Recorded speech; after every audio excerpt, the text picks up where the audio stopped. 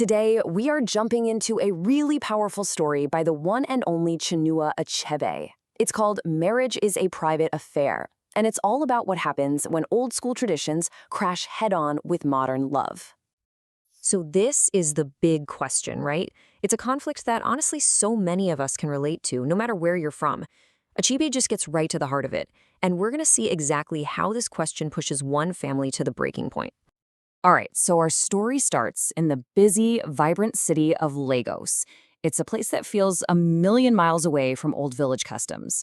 And here we meet Nnaemeka and Nene.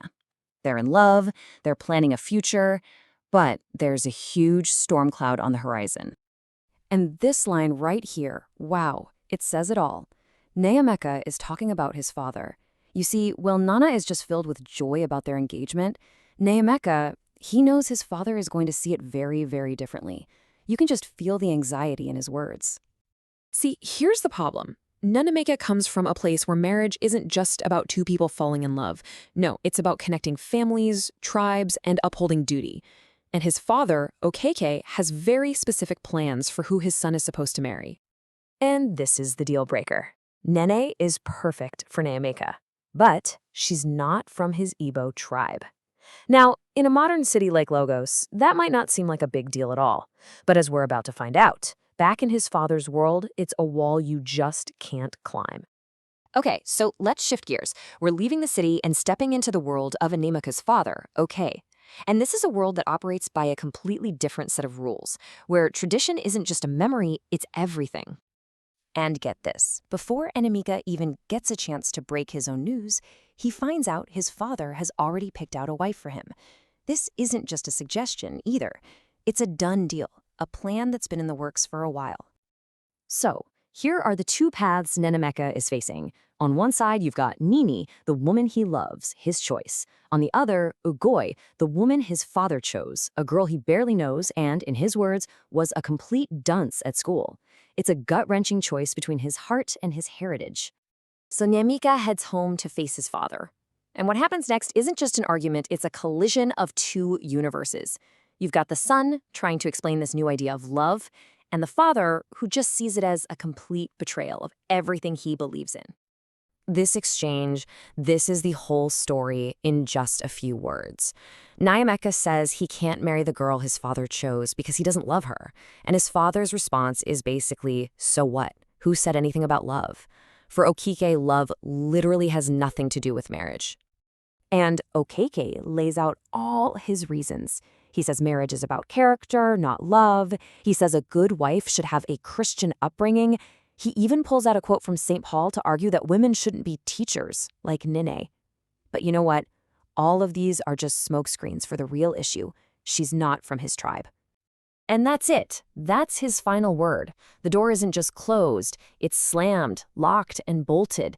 This isn't up for discussion. It's a verdict. He is cutting off any chance of a future right then and there. It's just devastating. And you might think, okay, it's just one stubborn old man. But no, he's not alone. The whole village backs him up. The elders see Nnaemeka's choice as a threat to their entire way of life. So he's not just going against his dad, he's going against his entire culture. So Nnaemeka chooses Nene. He follows his heart, but that choice comes with a heavy, heavy price. The wall his father put up doesn't come down. In fact, it gets higher and thicker, leading to 8 long years of absolute silence. Just to give you an idea of how cold this gets, Okeke sends his son a letter. Nnaemeka had sent him their wedding photo. And what does his father do? He takes a pair of scissors, physically cuts Nene out of the photograph, and sends the mangled picture back. It's just brutal. A symbolic cutting of the family tie. 8 years. Just let that sink in. 8 years of no contact, no holidays, no phone calls, nothing. The family is just broken. Okeke is so resolute that he's willing to completely erase his own son from his life. You can see how this standoff just gets worse over time. It starts with that shocking cut-up photo, then escalates to, "You are not welcome in my home." And finally, after 8 years, the father has pretty much succeeded in convincing himself that he's moved on, that his son doesn't even cross his mind anymore.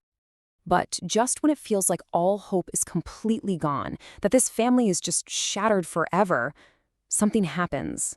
A letter arrives. But it's not from Nnaemeka. It's from Nene, the woman his father has refused to even acknowledge for almost a decade. And what's in this letter changes everything. Nene writes that she and Nnaemeka have 2 boys, 2 sons. Okeke has grandsons he never even knew existed. And these little boys, they keep asking to meet their grandfather. It's an appeal so pure, it just bypasses all the old anger. And in that moment, you can almost hear the cracking.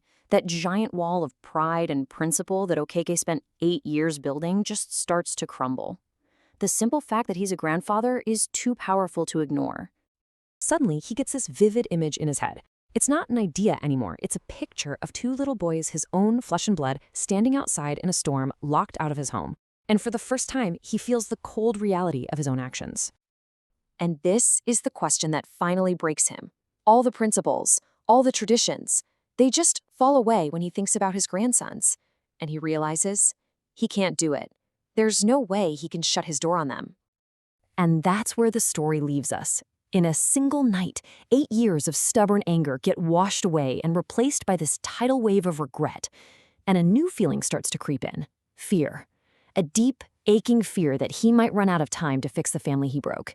It's such a powerful ending, reminding us that while you might call marriage a private affair, the bonds of family, they are a force of nature.